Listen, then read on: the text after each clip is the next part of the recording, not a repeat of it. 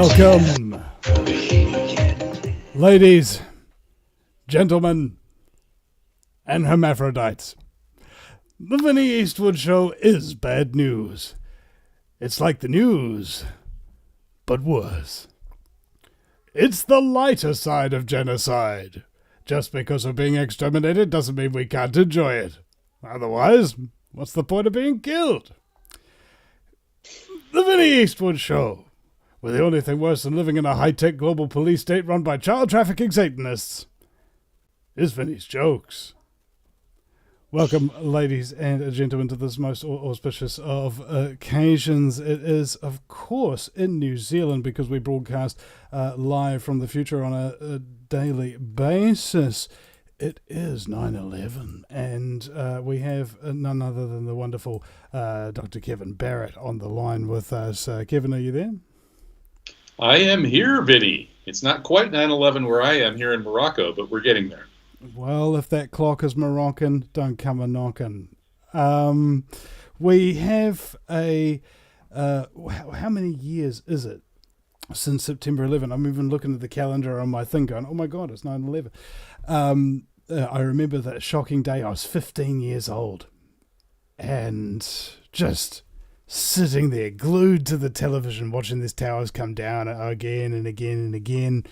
And I think my mentor kind of floated the idea to me, kind of cautiously at the time, that it might be a self-inflicted wound.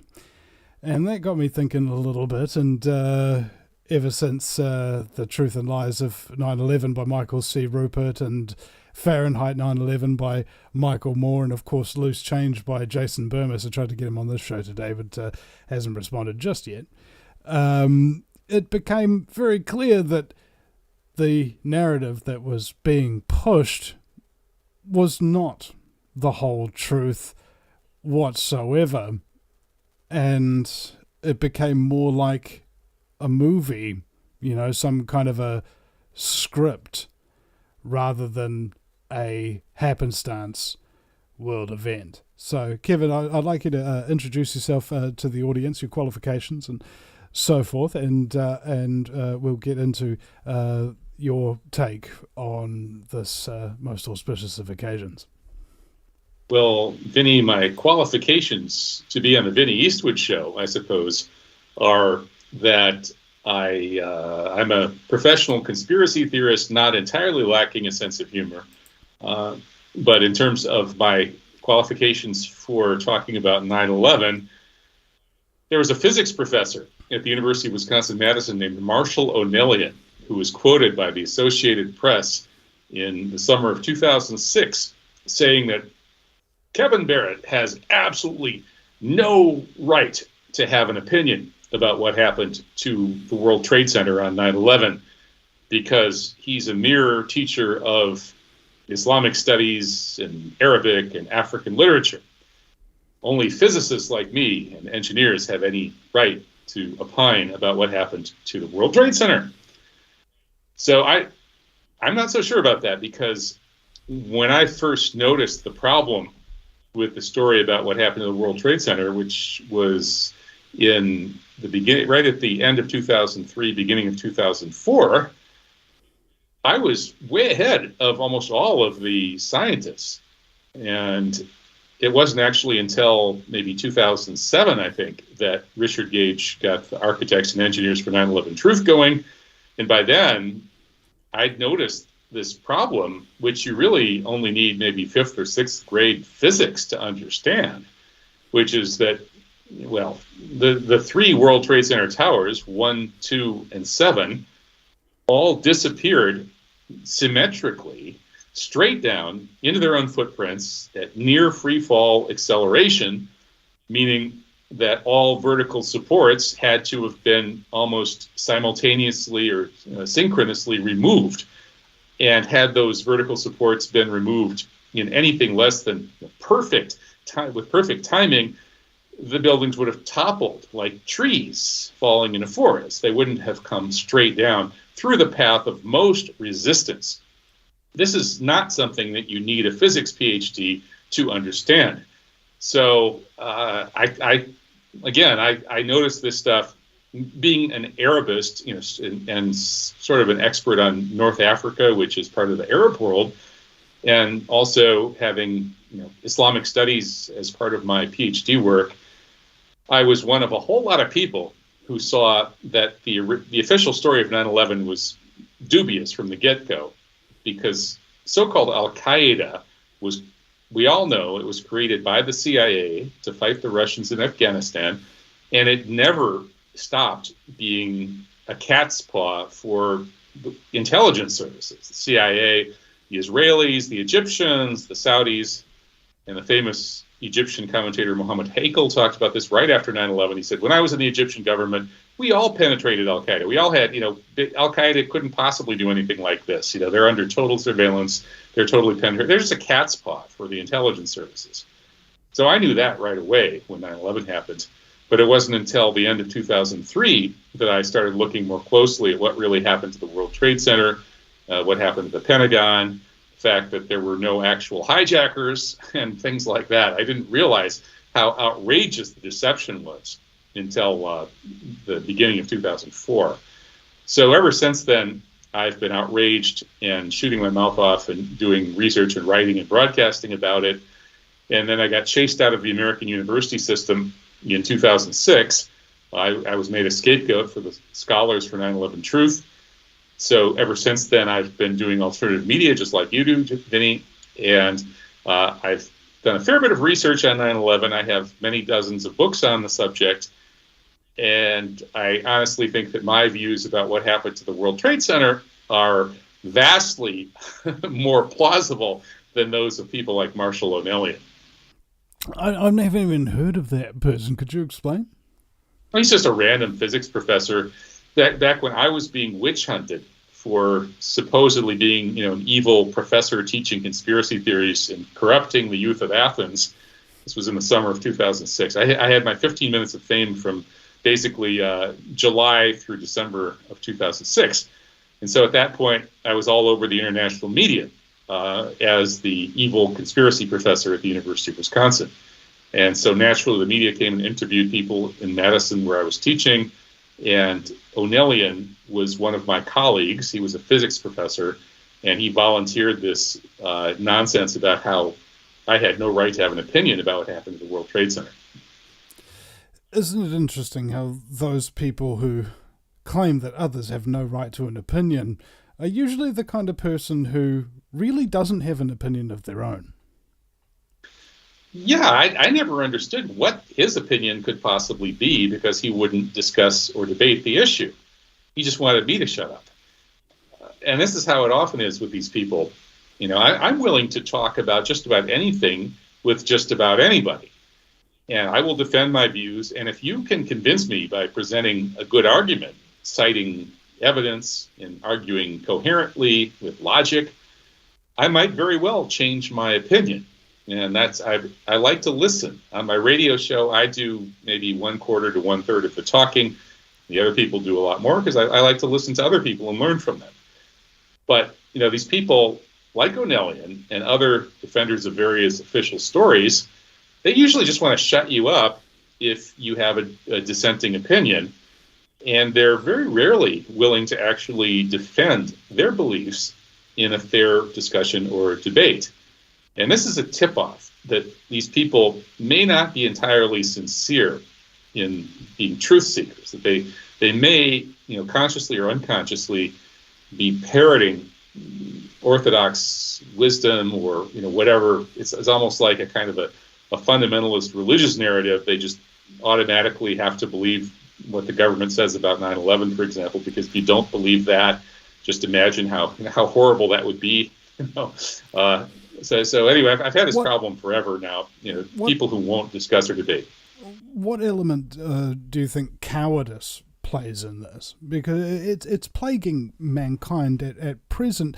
People's inability to just stand up and say the truth as they see it, because of the very real threat of being ostracized, being demonized, deplatformed, censored, and so on and so forth. But at the end of the day, you have to have the courage to undergo all those things for the truth, because if not, you're just a coward. Right. Yeah, I think cowardice is a big factor. And it can be conscious or unconscious. It's pretty obvious when it's conscious. There are these people like my colleagues at the University of Wisconsin-Madison, the people I knew that I discussed 9/11 with before I got witch hunted in the summer of 2006, all said the same thing, which is, Kevin, that sounds plausible and it lines up with what I've seen in the coverage, but I don't really want to look into this because I'm afraid you might be right. And that I heard that over and over. That's all I heard from any of the colleagues with whom I discussed it. And then once I was being witch hunted, only a few of them stood up for me in any way. Most of them who had basically told me that, yeah, it looks like you could be right. I don't want to look into this anymore. All those people just kind of disappeared and kept their mouths shut, with a few exceptions. One exception was the folklore head of folklore at Madison at the time, Jim Leary, who is a very lively-minded character and not a coward. He didn't become a raving 9/11 truther by any means, but he kept an open mind and defended me in the media and sponsored an event that we had. So Jim Leary was the exception. He's the one colleague I had who wasn't a coward. But yeah, I think cowardice plays a big role. And a lot of those people actually know they're cowards, but there are other people who sort of subliminally understand that if they even go there, that their bread and butter will be threatened. Right? Is it Mark Twain or whoever said that it's hard to make a man understand something if his salary depends upon his not understanding it. And so that unconscious cowardice is everywhere. And on top of that, it's the broader implications. Like, let's say, for example, you had an IQ of 90 or 93, and somebody impresses upon you the intricacies of geopolitics. You're actually not physically capable of comprehending what they're talking about. So on the simultaneous end that you have an element of cowardice that keeps people from the truth, you have an element of just plain stupidity where they don't even have the capacity to reason or understand the truth. And because there's so many of those people, like they're technically the majority, like as George Carlin said, think about how stupid the average American is, and then remember that half of them are even dumber than that. Yeah, that's true. And it's interesting that with my colleagues, the problem was not stupidity, right? You don't get to be a university professor if you're stupid. I mean, you don't have to be all that smart, but you can't be that stupid either. So they're all perfectly capable of understanding it. There are others who aren't. But what I noticed was that some of the people who from less illustrious professions figured this out quickly. One of my friends, he's unfortunately passed away, a guy named Mark Wolfert of Lone Rock. A shout out to Mark in the other world. May Allah bless him and forgive him his trespasses. Mark was an auto mechanic. And I met him shortly after I moved out to Lone Rock in like 2003. He was an auto mechanic in Lone Rock, Wisconsin, this little village. Had a very humble little shop in his garage, basically. His garage was sort of an informal party place where people would come and, I was the only one who wouldn't drink any alcohol, and hang out and listen to music, maybe fix some vehicles. And Mark was a very smart guy. He had his issues, but he was, he had his own business, so he didn't have to worry about what anybody else thought of his views. And anyway, he figured out 9/11 right away. It turns out, like, the minute he saw those towers come down, he said, no, that's not how the physical world works. That's not going to happen from plane crashes and fires. And so a lot of people like that, kind of smart people who haven't joined the system and maximized their income. Like professors. A lot of professors are people who sort of, hey, I can make a decent living and have a pretty easy job. It's kind of fun. And some of them, they want to hit on the girls or whatever. There's a lot of advantages. You get the whole summer off. A lot of good things about being a professor. So they invest a lot in becoming a professor. And once they become a professor, they don't really want to be harassed and witch hunted, as happened to me. So they keep their mouths shut. But somebody like Mark, who has his own business, he doesn't care. He doesn't care what anybody thinks of him, and he was out there, yapping about the demolitions on 9/11 probably like the day after it happened. And there are other people I met like that. These smart people who owned cafes at that time. From 2003 or 4 through maybe 2010, every cafe on the east side of Madison, Wisconsin, was owned by a 9/11 truther. The owners of these independent little cafes were all, in a position where they didn't really have to answer to somebody else for their income. And so they would all, they would contribute money, they would allow events to happen in their cafes. They all understood that there was a huge problem with the official story.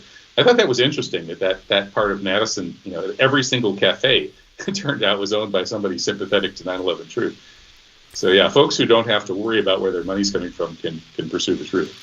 Well, that's how the French Revolution was partly fomented, is because of the cafes that they have there, the accelerated thinking of caffeine as it works on the nervous system and allows you to process thoughts quickly and make connections that you wouldn't ordinarily do that if you were just one of these ordinarily sleepy, uncaffeinated people. And I think what's happening nowadays is we have a forgetfulness, right? Like, I'm sure that after a decade or two after JFK was assassinated, there wasn't this big hype around the investigation and calling out the Warrant Commission and that kind of thing. Do you think we're reaching into some kind of 9/11 conspiracy theory malaise, or did the 9/11 truth movement actually sort of do its work and sort of most people are sort of aware of it now? Yes, I think it had a huge impact. With the JFK assassination, you didn't get that impact really until the early 1990s when Oliver Stone's film JFK came out. So that was about 30 years after the event. And by then, things, the psychological effect of it was no longer, a recent memory that would really get people's emotions going. Whereas with 9/11, we turned this into a huge topic of conversation by about 2005-6-ish, which is just 4 or 5 years after it happened. And emotions were still really raw. And a poll showed that in 2006, 37% of U.S. Americans believed it was likely that the U.S. government had pulled off 9/11 as a false flag in order to get us into those wars. So 37% of the people, that's over 100 million Americans. That's more Americans than ever votes for somebody running for president. So we had that, that huge impact. Everybody heard about it. But just to back you up there was also a poll that was released not long after that questioning people's trust in the mainstream media. And it was approximately only 30% of the United States population that was surveyed actually trusted anything the mainstream media said. And so it's interesting that the other 30% completely believe the opposite direction. Right. Yeah, I think with 9/11, it developed to the point that by 2005 or 6, about a third of the population uncritically believed the official story. About a third tended to reject it or question it, and the other third was sort of in the middle. And I think that actually set off this kind of chain reaction that created this world that we're in now, where the establishment has panicked to the point that they had to completely revoke internet freedom. In the U.S., they had to basically overturn the First Amendment. The censorship push on the internet was something that we never could have imagined prior to about 2015, because up until 2015, it was broadly accepted in the United States that every platform, which means a common carrier, had to give everybody equal access and couldn't censor anybody. That was just taken for granted. They would lose their protection if they censored anyone. Right. Well, Kevin, we're going to break now. We'll be right back after the break, ladies and gentlemen, with Dr. Kevin Barrett. You listen to the Vinny Eastwood Show on Republic Broadcasting Network. Thank you very much for all those donors and sponsors and Patreons as well. Love you guys. Thank you so much.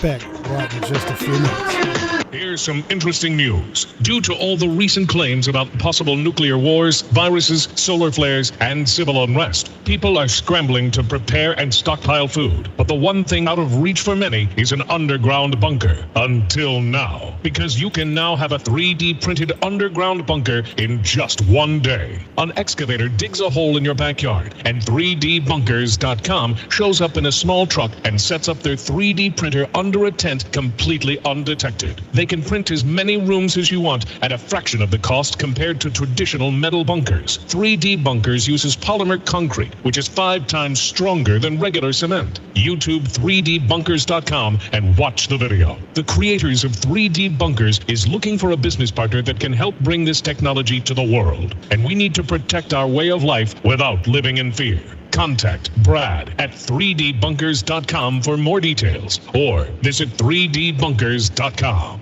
Consider this. Dead people see only what they want to see. And frankly, most of us are still dead. Let me give you the lessons of gold in 5 easy lessons. Number 1, don't buy it because you need to make money. You buy gold because you need to protect the money you already have. Don't ever look at the price as a barrier.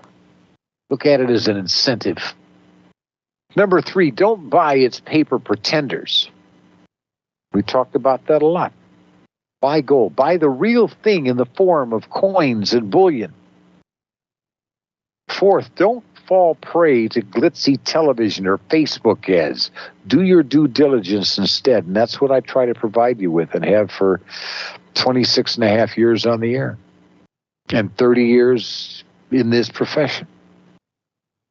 5th, don't allow naysayers to divert your interest. Allow yourself the right to protect your interests as you see fit. Jeff Bennett here. And one of the ways you can do that is to contact Kettle Moraine Limited. Contact me by calling or texting me at 602-799-8214.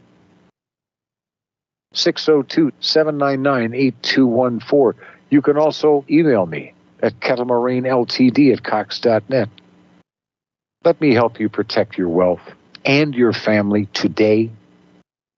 Once again, call or text us at 602-799-8214 or visit our website, SierraMadrePreciousMetals.com. Be glad to help you out. Be glad to answer your questions. That's what we're here for. No pressure, just good, hard, common sense. The decision then becomes up to you.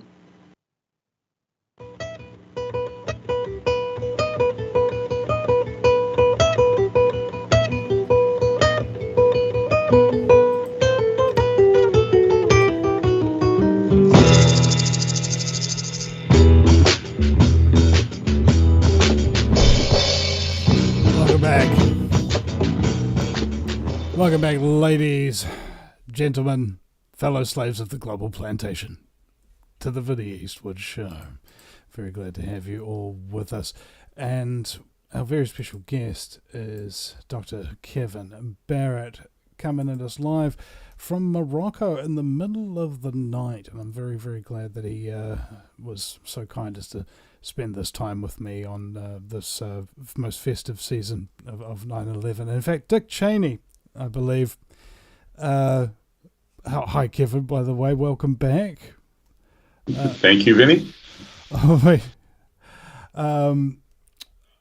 Sorry, I need to get to talk a little bit more in order to activate the camera thingy there. Do you have a website? Are you still on truthjihad.com? Yeah. If you go to truthjihad.com, it takes you to an Icelandic site where all my stuff is. And then I also have a Substack. I migrated after they kicked me off Patreon. So I'm at kevinbarrett.substack.com. All right, excellent. Now, there was a joke going around back in the day about Dick Cheney, and every year he would celebrate 9/11. You know, he'd put up some cardboard twin towers in his living room. He'd drape Christmas lights around it and have presents underneath it and go shopping with his family, that kind of thing. And one year, the Christmas lights caught fire, and but the towers didn't collapse. There you go. I told that joke to one of these leftist media commentators here in New Zealand, and he didn't get it. You know, and that's the problem as well. You know, when you're having breakfast on 9/11, as Larry Silverstein usually did on the top floor of the Twin Towers every single morning, except that morning, which is ironic because he normally orders the pancake stack. Yeah. Now you were talking about you got a whole censorship. 9/11 joke. You got a whole 9/11 joke routine. I can tell that you break this out every year. Yeah, it's a season. It's season's greetings type thing. And you were talking about internet censorship and how that sort of started to come in with the 9/11 truth movement. And I hope to God that they censor my show soon. Like, honestly, I don't think the world can handle these jokes. Be careful what you wish for. But yeah, I think 9/11 was the hidden factor that led to this world of internet censorship that we now inhabit. And you can sort of trace this back to that book by Obama's information czar, Cass Sunstein, called Conspiracy Theories, Causes and Cures. He published that as an article and then as a book starting in like 2008 or something like that. And this Sunstein argued that conspiracy theory, specifically the 9/11 conspiracy theory, it was so dangerous that someday such conspiracy theories were going to have to be outlawed. But in the meantime, the government should infiltrate conspiracy groups in order to, quote, disable the purveyors of conspiracy theories by using, quote, cognitive infiltration. So, Sunstein was already showing that his class of people were panicking about the 9/11 truth movement back in 2008. And he was already looking forward to a day when censorship would be fully legal, when it would, conspiracy theories would be made illegal. Now, in 2008, that sounded insane. Nobody could imagine that in the United States, where we have a First Amendment. Likewise, at that time, nobody could imagine that platforms on the internet would be allowed to censor people based on their political opinions. That is, the theory was that these are platforms and therefore they're common carriers. And they, just like the telephone company back in 1970, for example, could not say, if you express leftist opinions, we're not going to let you use the telephone. We're going to limit how many minutes you have available or limit how many people you're allowed to call on the telephone. That would have been seen as insane. And likewise, this internet was viewed that way as well. There was this idea of net neutrality, meaning that every user has to be treated the same. And especially common carriers, anybody that's not basically running a publication on the internet where they edit everything and are responsible for everything they put out there, is running a platform. And a platform is a common carrier. And you can't censor. You can't help anybody. You can't hurt anybody. You have to give everybody exactly the same treatment. And that was taken for granted. And in fact, legally, up until 2015, it was widely accepted that if any platform tried to censor anyone or treat any two users differently based on the ideas that they were exchanging, that platform would then lose its protection from libel lawsuits. They were protected by a certain section of the Communications Decency Act of the 1990s, which said that these platforms are not responsible for what people post on them. Like, Mark Zuckerberg is not responsible for what you post on Facebook or what I post on Facebook. It's a platform. It's a common carrier. And therefore, he's not allowed to treat me and you any differently from anybody else on Facebook. He can't censor anybody. He can't promote anybody. That was the accepted legal view. And then in 2015, everything changed. And that was because we're getting cut off again by the break. I'm sorry, Kevin. We're going to have to go straight back into the 2015 censorship. Handle the truth. You're listening to Republic Broadcasting Network. Real news, real talk, real people. Because you can handle the truth. Corporate media dominates the American opinion. Finding independent voices that counter this avalanche is becoming increasingly difficult. With the endless corruption running rampant throughout our government, independent voices are needed more than ever to battle the offensive against our freedoms and liberties. As a listener of RBN, no one understands this concept better than you. Now it's up to you to do your part. The time has come for you to take action and begin broadcasting the truth to hundreds or thousands of people every month. Sound impossible? Quite the contrary. With pointed slogans from LibertyStickers.com, you can reach countless sleeping Americans unaware that they live in a real-life wonderland. LibertyStickers.com has a huge inventory of political bumper stickers and messages that reflect the truth about our government, our politicians, and the future of America. With so many in stock, there's one perfect for you. Visit us today at LibertyStickers.com. Again, that's LibertyStickers.com. Do your part. Your voice is important. Let it be heard. What if Extendivite really works, but you find that hard to believe and you spend precious time looking for someone to say, just try it? I have my help today because of Extendivite, and if I did not take a leap of faith and try it, well, I would be on disability today. Take one bottle of Extendivite as suggested for 60 days to find out for yourself. No need to stop any other meds you may be on. You know by now that they are not working for you. Before the 60 days are up, I know that you will feel Extendivite working for you and will want to take another bottle. Life is too short. Get your Extendivite today. Extendivite is available in capsule or liquid form for just $69.95 for a 2-month supply. To get started, call 1-877-928-8822. That's 1-877-928-8822 or visit heartdrop.com.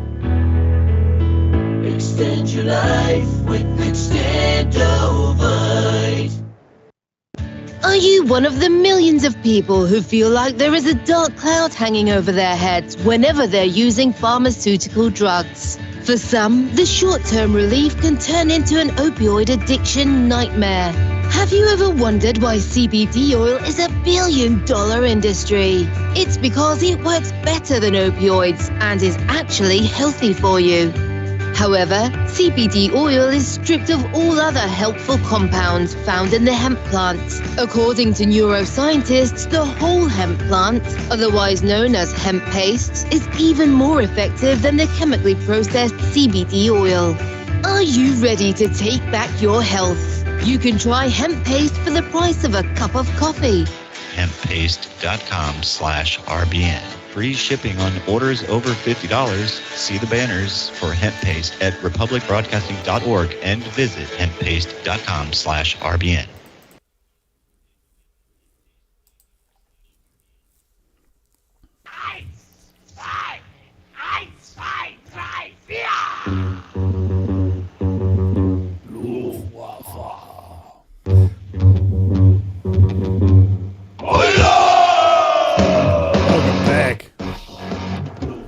Welcome back, ladies and gentlemen, to the show that's all about keeping your Luftwaffe aloft.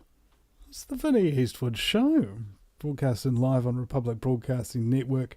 And Kevin and I were talking over the break about how nice it is to have advertisements to break up the show, because then he can turn his air conditioner on. You know, Kevin, you were talking about the censorship splurge of 2015. Please proceed. Of course, that's a rough estimate, but that's when these think tanks started putting out a whole new theory that actually it's okay to censor the internet. Actually, these platforms have every right to censor the internet, even though they're common carriers and they're platforms, not publishers. But we just decided that from now on, there's no longer going to be a distinction between platforms and publishers. And these platforms are no longer going to be held as common carriers that have to treat everybody equally, because we want them to start censoring people. And so where did that come from? Well, I think it came from Cass Sunstein and these other think tank types who were charged with figuring out how to try to push back against 9/11 truth. So I think that then with the 2016 U.S. election, where Trump won by beating up on the media, it was the first time ever that the media couldn't knock out somebody that they wanted to knock out. And they tried to knock out Trump, and it didn't work. And a certain number of media people, I think, panicked over that. And so you ended up with this media landscape starting to become, more and more censored. And then when COVID hit, they really cracked down because they had that new excuse of, medical misinformation can cost lives, and you're endangering the lives of people if you allow people to have free speech about COVID-related issues. So that's why we're in this COVID 1984 world now. That and I think that the whole thing started really with a pushback against 9/11 truth, because we had undermined the faith of people in the media and government narrative, and it's still gone. I mean, now that Trump is being charged with like 80 or 90 counts, and he's more popular than ever among Republicans. So about half of the country, the more the media beats up on him and the more the courts indict him, the more they like him. So we're in a whole new world. And I think 9/11 was, the 9/11 truth movement really started this process of undermining the faith of ordinary people in the media. And I don't think it's run its full course yet, but it's getting really interesting. And whether things, I used to think that we could have a much better world if 9/11 truth triumphed. And now, I think it might have to get worse before it gets better. You are probably right. The shock wears off and memories are short. And I think what we tried to do with the 9/11 truth movement at the end of the first decade of the 21st century, I think was probably really the first time that a movement had grown to such size and such scope that it become impossible to ignore entirely. And I'm not sure if any real grassroots, proper looking into the fabric of the conspiracy and geopolitical world had ever had that kind of momentum before. And then around about that time when the 9/11 truth movement appeared to be at its peak, then the Flat Earth movement, Trump, and Q showed up and fractured the hell out of it, and we've been infighting ever since. Yeah, and that takes us back to Cass Sunstein.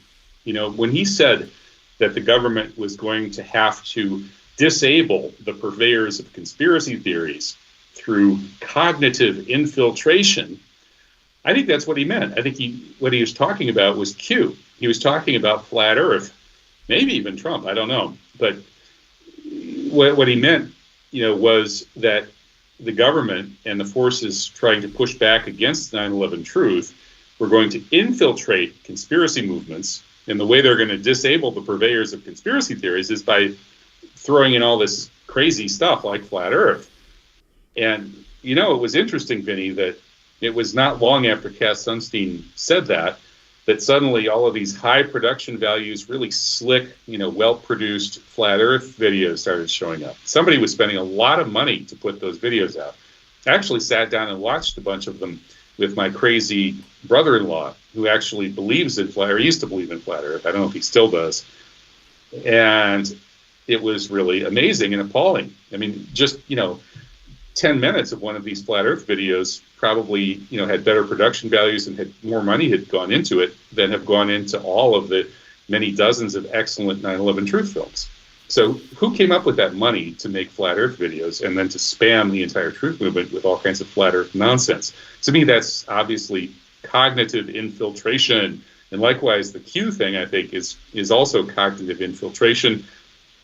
They don't like the fact that we're waking up to the reality of the child trafficking, the using pedophilia for blackmail purposes, which the intelligence world does. Jeffrey Epstein, of course, was an Israeli intelligence agent who was tasked with getting blackmail material on American leaders, and this is common at higher levels of power. So the Q movement basically takes that material and makes it ridiculous. And so, yeah, that's cognitive infiltration, just like Cass Sunstein had advocated. Where do you think the 9/11 truth movement actually really got to? Were we close to tipping the tables of power, or do you think it's just one movement of many that needs to be the reverse totalitarian tiptoe? Well, I used to think, like when in 2004 and 5 and 6, and even into like 2007, I guess, I thought it was worth putting a lot of energy into the 9/11 truth movement because it was an Archimedes lever that you could use to move the world. It was so, it actually probably had a bigger effect on human consciousness than any other single event other than, arguably the crucifixion. And of course, that didn't have its effect for centuries, really.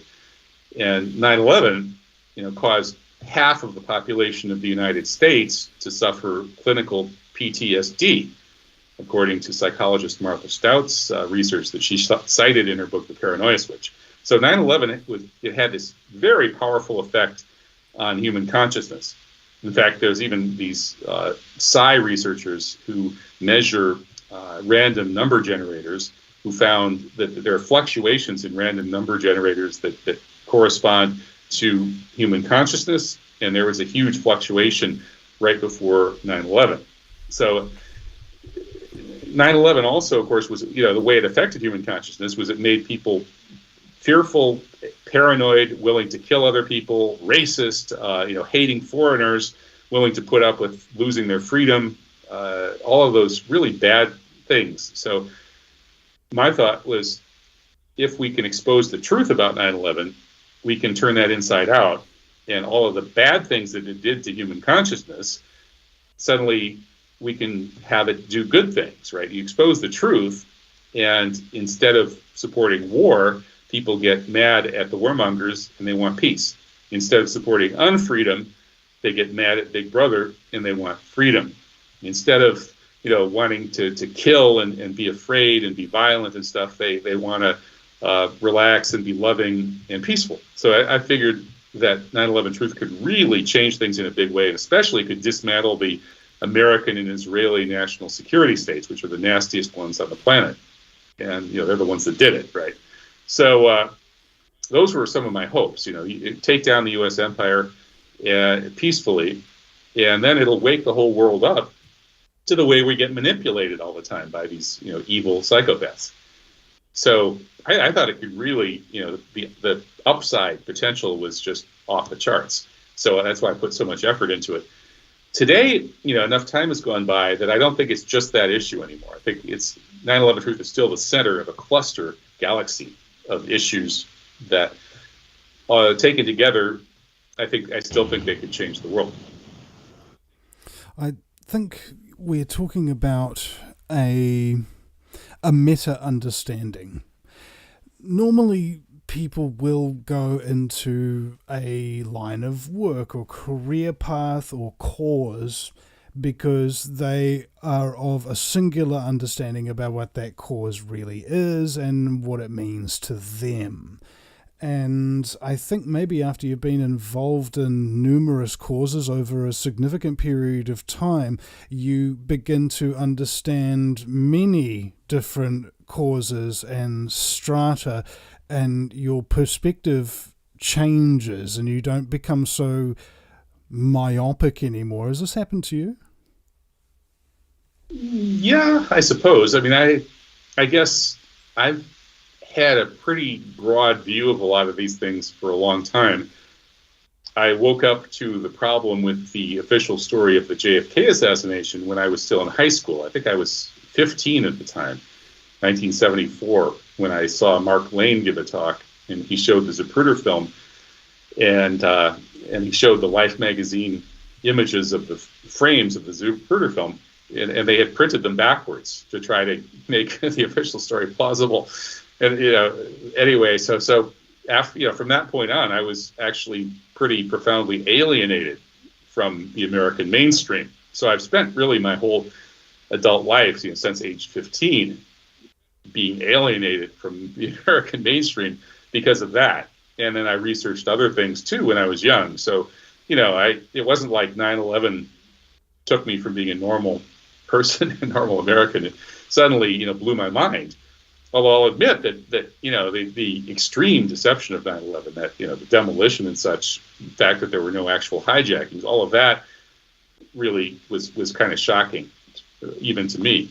but yeah, there are all of these issues, and I guess I've known that for a long time, and so it's been easy for me to sort of transition out of the mode of being, just talking about 9/11 all the time, which is what I did from 2004 through 2010, 12-ish, and talk about all of these related issues, but they're all part of the same picture. Yeah, it's called the truth. At the end of the day, the truth doesn't have any borders. It doesn't care what your beliefs are or what you think. There's only two things you can guarantee about it. There's that it is what it is, and it isn't what it isn't.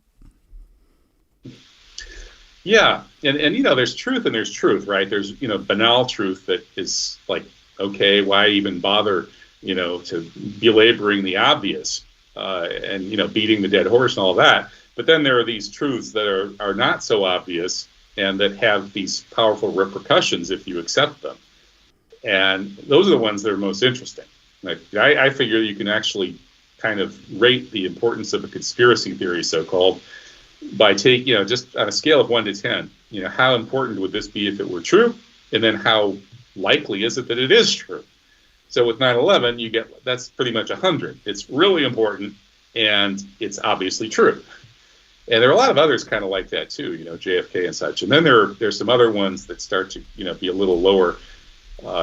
But these are the kinds, these red pill truths, the kind of stuff you and I talk about as our work, right? These are the truths that really matter. And it's kind of shocking how people are so afraid to confront these kinds of truths. Yeah, that's there's people who are working long hours at jobs they hate so they can buy stuff that they can't afford on credit that they don't need in order to distract themselves from the job that they hate. And it just goes round and round and round. And, sometimes somebody comes into your life and they bring something new to the table, something that you haven't thought about before, and you tell them to piss off. Generally speaking, because very few people are receptive to radically new ideas that challenge your worldview, because your worldview is tied inextricably to your sense of yourself, the very existence of your ego, ostensibly. And so if you tell someone 9/11 was an inside job when previously they thought the world was all sunshine, rainbows, and sugar-coated cupcakes, it's going to be disturbing to the existence of their sense of self, and their nervous system is going to react as if you, the bearer of this information, are actively trying to kill them because their ego is threatened. That's why you get these reactions out of certain people, how they immediately go into fight or flight and aggression, because they're holding on to the lie that they tell themselves they are, the kind of lie that can melt away and be replaced with truth and make them something so much more. But at the same time, as the old philosophy goes, before enlightenment, you must chop wood and carry water. And after enlightenment, you must chop wood and carry water. Nothing actually changed because we learned the truths we did.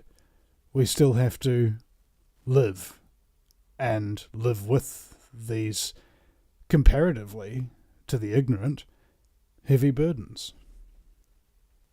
Mm-hmm.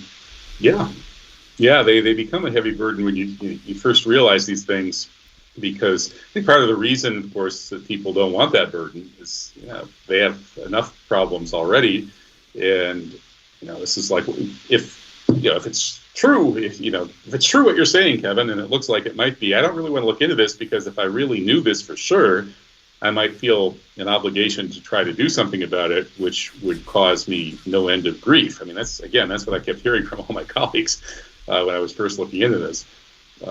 And Yeah, I guess I kind of get that, but the the flip side is that inauthentic life, may actually not lead you to such a good place. Like you said, Vinny, a lot of folks are in this cycle of consuming and working and stuff, and kind of running on a gerbil wheel, and then eventually you die, and when you die, you walk off into infinity. Your consciousness becomes eternalized.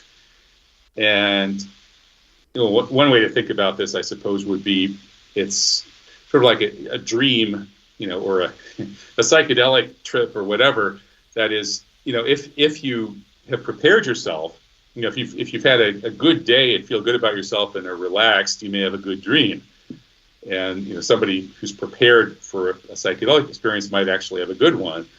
Whereas, somebody who's all full of anxiety and has feels guilt about all the bad things they've done and this sort of thing, they may not have such a good dream or such a good psychedelic experience. And I think life is kind of like that. And so when you die, you're having something that's comparable to a dream or a psychedelic experience, but it goes on forever. It's eternal. And I think the great religions that tell us, if you're good, you go to heaven. If you're bad, you go to hell. But these are kind of simplified versions of reality. Reality is, if you die in the right place, where your heart's been ultimately led to the right place because you did the right thing, and you did actually look for the truth, even though it was burdensome and so on, you're in a better place, and your experience of eternity will tend to be the more, the very pleasant kind, right? The kind when people have those mystical experiences that are just ineffably beautiful. That's the paradise that awaits us if we die with a clean heart and conscience. And hellfire is the opposite. It's like a bad trip that lasts forever. And if we die with a bad conscience and a bad heart because we've turned away from the truth, we've been what the Quran calls the ungrateful truth concealers. That's the actual the better translation of the word kafir, which is usually mistranslated as unbeliever. Well, no, it's ungrateful truth concealers. You die having ungratefully, not grateful to God for existence because you've been lying to yourself and to others and stuff, and you've led an inauthentic life. And then you die, you're going to have a bad trip forever. And on the other hand, if you've really done it right and become a saint, or the equivalent of a saint, Wali Allah, as we call them here in Morocco, you experience a kind of paradise. And these Quranic descriptions of paradise with the houris, the beautiful virgins, and the best wine ever, and the beautiful lush foliage and flowers and fruits and beverages and food and all this kind of stuff. This is, I think, it's symbols and imagery of the ineffable joy that mystics tell us that we feel when we experience the full truth of existence and the gift of existence from God. And so that's what you when you die, you're going to be somewhere between those two poles of heaven and hell, right? And if you've refused to face truth and you've done the wrong thing, you've tried to preserve your ego and your comfort and your pleasure and power in this world by lying and by avoiding hard truths and hard ethical duties, you get yours in the end. So ultimately, I think, this is the message of the great religious traditions and spiritual traditions, that life is ultimately just. And that's a good reason to pursue the truth. And so if you're doing what so many people do and you're cowardly and you turn away from the truth, you're making a really big mistake. And you will live with the consequences and die with the consequences of it. And your children may live with it too. The Native Americans have this thing called the 7-generation principle. So think about what you're doing today, what you're saying, what you're not saying. What would the 3 generations who preceded you think of what you're doing right now? And what would the 3 generations that come after you make of what you've done or haven't done? Mm-hmm. Right. And of course, now we're in a position where we can say, will there even be 3 generations after us? There are a lot of very, aware people who are looking at the future that we're creating with the kinds of technologies that are being played with, and wondering, what will our great grandchildren be inheriting? There's the singularity thing where, these so-called progress in artificial intelligence, artificial life, and nanotechnology is likely to create the gray goo, this stuff that's just going to eat up everything and transform every bit of matter and energy into itself. And that's just one of the worst of the possible scenarios. But yeah, today, if you think that way, that 3 generations ahead, 3 generations behind, one of the first things you need to do is say, wow, what can I do to try to help us get off of this path where we might not even leave 3 generations ahead? Yeah, that sounds like a wise move, under the circumstances. Kevin, thank you so much for joining us today, bro, especially at such short notice and in the middle of the night. And you gave us an extra half hour of your time. Thank you immensely. Now, could you please, for the love of Allah, could you flog your wares and should tell people where they can find you? I'm at truthjihad.com. That's all one word. And Kevin Barrett, that's KEVIN BARRETT, all run together, at substack.com. And do you got like YouTube channels or something like that, or any books? Yeah, I have a long list of books, including We Are Not Charlie Hebdo, Truth Jihad, Questioning the War on Terror, and I also write at VTForeignPolicy.com, formerly Veterans Today, and the UNS Review, UNZ.com. But again, if you want to help me out, the Substack is my main platform right now, kevinbarrett.substack.com. What happened to old Duff at Veterans Today? I was just talking to him the other day, yeah. Yeah, Duff, the former MJ-12, CIA guy. I'm allowed to say that. I don't think he's allowed to say CIA. He has to call it the post office. He's still, he went flying off of a motorcycle head first through the side window of an automobile at 40 miles an hour. And that would have been the end of most people, but he has a really thick skull and a hard head. And Gordon is still hanging in there. He's got a little bit of physical issues, but he's still pretty brilliant and inimitable. Yeah. So I was just talking with Gordon and Carol last night, and he's hanging in there. Now my skull would have been crushed by. I don't think I would be here talking to you if I'd done that. I mean, I don't know how many truth movement people I've interviewed over the years that have survived a near-death experience or something, but there's something about truthers that is very, very hard to kill them, generally speaking, but it's very, very easy for them to end their own lives through neglect or suicide or just not taking care of themselves and their social situations and what have you. And it's very sad to see so many great names and faces that I've had on this show pass away over the years, and we and the memories we have of them are all that's left. Kevin, thank you so much for your time, bro, and we'll see you again soon. Well, thank you, Vinny. It's great to touch base with you. You're looking great, and you're as funny as ever, man. You had me rolling in the floor there with your intro, so keep up the great work. Thanks, bro. I get that a lot. We'll see you again sometime, ladies and gentlemen, at the Vinny Eastwood Show.com. Tehibo Tea Club's original Pure Pouty Arco Super Tea helps build red corpuscles in the blood, which carry oxygen to our organs and